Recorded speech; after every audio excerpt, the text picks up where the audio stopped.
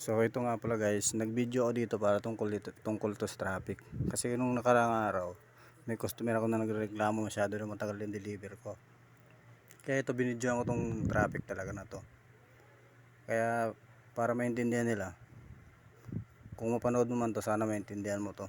Para sa itong ginawa kong ano na to, content na to. Ganito minsan ka traffic. Pag nagde-deliver kami mga Lalamove riders. Kaya huwag niyo pong mamadaliin yung mga Lalamove riders o sa mga riders sa kagaya ko. Kasi hindi po lahat ng oras na deliver ng mga items nyo ay hindi po traffic. Kagaya po nito, traffic na traffic po. Halos isang oras ako din nakaalis dyan sa traffic na yan. Diba? Sobrang traffic.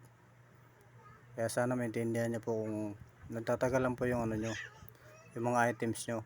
Kasi dun sa items, pag kinuha mo yun, minsan may nakalagay dun 15 minutes o to isang oras, may di-deliver na yung items. Siyempre, pag kinuha mo yun, hindi naman agad yun may di-deliver ng ganung sim ng oras, di ba? Kasi may mga dadaanan ka pang traffic dyan, stoplight. Kaya yun minsan, hindi yun nagtutugma dun sa ano, nakalagay dun sa Lalamove na minsan nakalagay dun 15 minutes o isang oras, ganon.